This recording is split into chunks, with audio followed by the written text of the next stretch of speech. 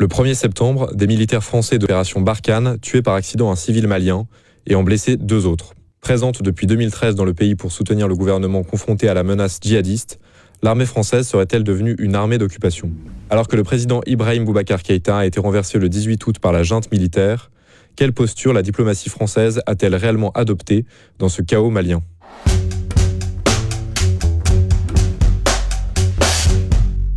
Laurent Bigot, bonjour. Bonjour.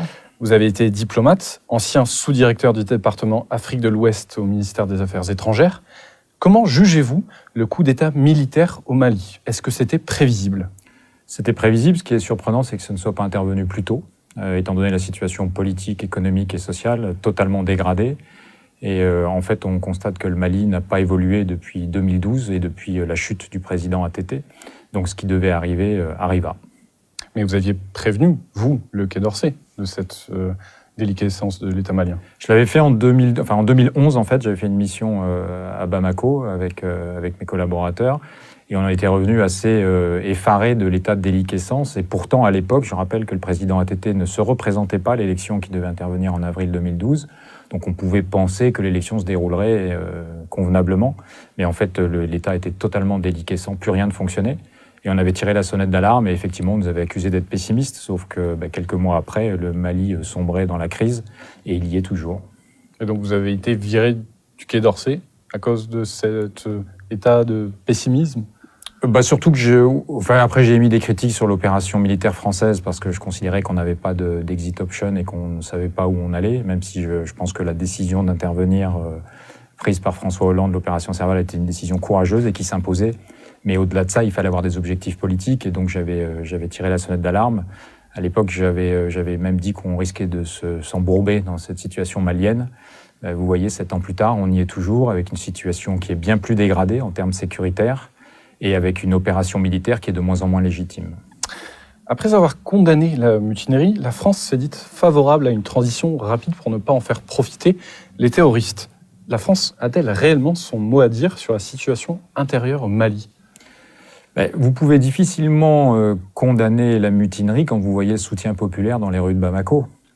Vous comprenez que ça correspond aussi à la volonté, au moins de la population bamakoise, parce qu'on ne sait pas ce qui s'est passé dans le reste du pays, d'en terminer avec le régime d'Ibeka. Donc c'est difficile d'aller contre la volonté du peuple. Ensuite, on veut une transition courte, mais là on commet toujours la même erreur, c'est qu'on veut toujours aller vite. Et en fait, plus on va vite, plus on revient à l'état initial. Et en fait, on remet le pays dans la situation qui a provoqué le chaos. Donc ça vaudrait peut-être le coup de laisser les Maliens gérer leur tempo, leur propre tempo, c'est leur pays. Je pense qu'ils ont besoin de sérieusement se parler. Ils ont besoin de prendre le temps pour reposer des bases un peu saines du fonctionnement institutionnel, politique, social et économique. Et il n'y a que les Maliens qui peuvent décider du tempo. Alors à la junte, certes, mais en liaison avec la population, avec les partis politiques, avec tout ce qui compte dans la société malienne. Quant à l'obsession française et occidentale sur le terrorisme, à force de ne lire que la situation malienne sous l'angle du terrorisme, on commet des contresens politiques, sociaux et économiques.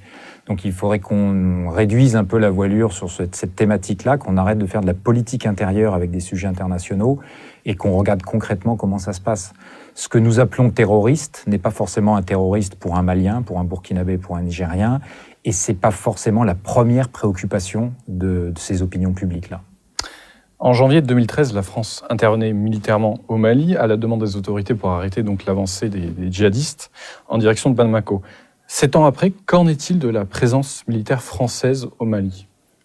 Oui, pour mesurer, parce qu'on pose souvent la question, est-ce que Barkhane doit partir, rester j'ai la curiosité régulière d'aller voir sur le site du ministère de la Défense pour voir comment est présenté Barkhane officiellement. Et je l'ai fait avant de venir.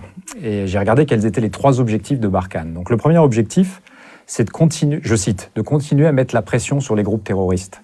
Alors avant, c'était lutter contre le terrorisme. Donc vous noterez le changement de formulation, c'est-à-dire qu'on a moins d'ambition tout d'un coup. On continue à mettre la pression.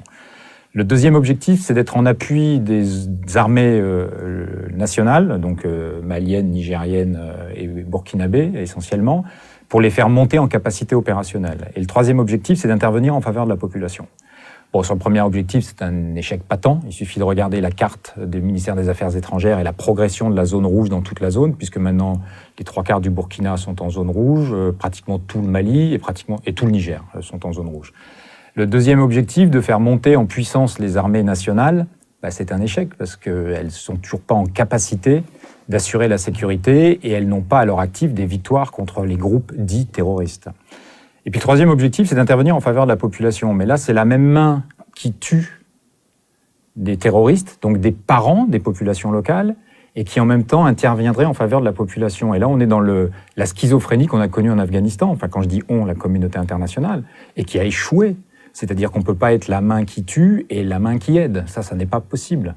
Et donc c'est un nouvel Afghanistan. On est exactement dans les mêmes erreurs.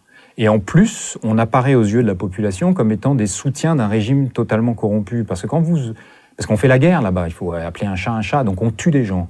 Donc pour avoir une légitimité, nous, armée étrangère, à tuer des gens qui appartiennent à ces populations locales, on est adossé aux autorités de ces pays. Donc il faut qu'on s'adosse sur une légitimité forte pour que nous puissions bénéficier de cette légitimité. Mais quand les régimes n'ont plus de légitimité, quand ils sont perçus par la population comme étant corrompus, que c'est l'incurie généralisée, nous n'avons plus de légitimité à agir. Il s'est passé exactement la même chose en Afghanistan avec le régime d'Hamid Karzai. Et au résultat, on donne des arguments aux groupes qu'on est censé combattre. Et ça devient plus facile pour ces groupes-là, dits terroristes, de convaincre la population que le camp des Occidentaux est le camp qui permet aux corrompus de se maintenir. Ce 1er septembre, un civil a été tué au Mali par des soldats français dans un incident impliquant 2 autres blessés. Est-ce que ça peut alimenter justement ce rejet de la France ? Alors, je ne sais pas s'il y a un rejet de la France. En tout cas, il y a clairement un sentiment d'hostilité vis-à-vis de l'armée française.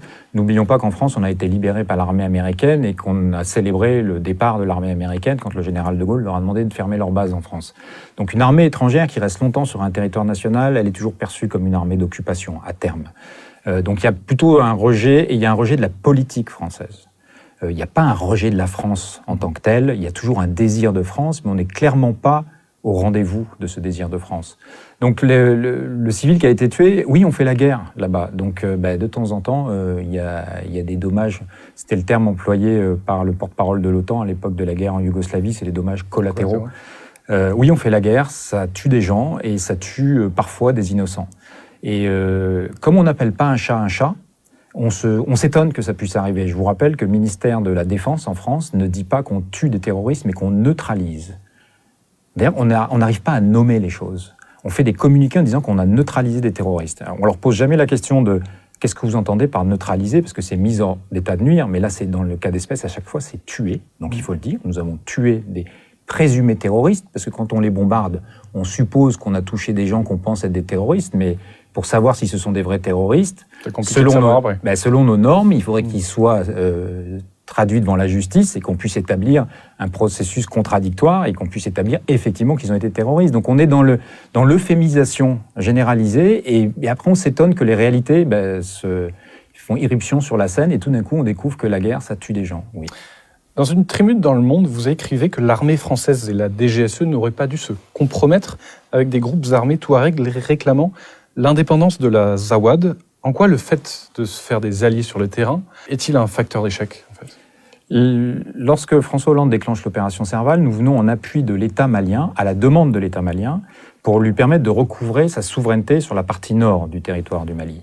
Alors on intervient pour permettre à l'État malien de recouvrer sa souveraineté et en même temps on travaille avec un mouvement politique armé qui conteste la souveraineté. Donc il y a zéro cohérence. Qu'on ait besoin de supplétifs à titre individuel sur le terrain, je comprends bien, mais qu'on s'associe ou qu'on paraisse associé avec un mouvement politique armé qui conteste la souveraineté du Mali, on est dans l'incohérence politique totale et on entretient la confusion, et c'est exactement ce qui s'est passé. Et à Bamako, les élites, et tout le monde d'ailleurs, nous a reproché en disant « mais vous avez une attitude ambiguë, on ne comprend pas, vous venez nous aider et en même temps vous travaillez avec nos ennemis ». Et donc on n'a jamais levé cette ambiguïté qui a joué contre nous. Donc l'armée française doit-elle se retirer du Mali ? L'objectif fixé à Barkhane, les 3 objectifs que je décrivais n'ont pas été atteints. Donc plus de la même chose produira plus du même résultat. Il y a eu des succès tactiques, c'est un échec stratégique. Donc maintenant, il va falloir se poser les bonnes et les vraies questions. C'est-à-dire ? Avons-nous atteint les objectifs? Selon moi, non. Qu'est-ce qu'il faut faire? Est-ce qu'on peut les atteindre? Qu'est-ce qu'il faudrait faire pour les atteindre? Mais il va falloir sérieusement changer la méthode. Et on voit bien que la militarisation de la lutte contre le terrorisme, parce que c'est toujours sous ce prétexte-là qu'on intervient, a échoué en Afghanistan, a échoué en Irak, a échoué en Syrie, a échoué... Alors en Libye, c'était un peu pour d'autres raisons, mais on continue à tenir quand même ce vocable, a échoué dans le Sahel. Il va falloir encore combien d'échecs pour se poser la question de savoir si c'est la bonne doctrine? Autre question parallèle, l'influence de la Russie au Mali. L'ambassadeur de Russie a été reçu par la junte, dont certains cadres ont été formés en Russie. La coopération militaire bilatérale peut-elle être renforcée au détriment de la France? Il y a d'autres acteurs dans le Sahel. La Russie revient. Tout le monde a oublié, mais à l'époque de l'Union soviétique, l'Afrique était une terre d'influence. Et il y avait même une lutte d'influence entre le bloc de l'Est et le bloc de l'Ouest. C'est vrai que depuis 89, cette présence-là s'était estompée. La Russie revient. C'est un partenaire comme un autre. Après, on peut stigmatiser, fantasmer. Moi, je ne fais pas partie de cela. Le Mali a le droit de coopérer avec qui il veut. Ça se fera au détriment de la France si nous ne sommes pas au rendez-vous des enjeux, tout simplement. Donc à nous d'être bons et d'être cohérents par rapport à nos objectifs. Quelles conséquences ce putsch militaire au Mali peut-il avoir sur le Sahel et la région tout entière? J'entendais Florence Parly qui disait qu'il fallait que la transition soit courte, sinon ça allait faire le jeu des terroristes, etc. Et une nouvelle fois, bien malin celui qui peut prédire les conséquences sur le Sahel, mais il y a le niveau de sécurité est tellement dégradé que je me demande ce qui pourrait être pire. Franchement, je me demande ce qui pourrait être pire.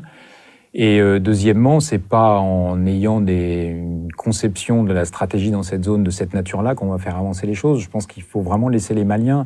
Ce sont des militaires maliens qui ont pris leurs responsabilités. Le président Ibeka a démissionné, donc maintenant ils ont une feuille de route à construire, ils ont à déterminer ce qu'il convient de faire, qu'on les laisse un peu respirer quand même, et surtout qu'on arrête de toutes ces injonctions et qu'on arrête de décider à leur place, parce que pour l'instant on n'a pas été tellement clairvoyants. Merci beaucoup Laurent Bigot. Je vous en prie.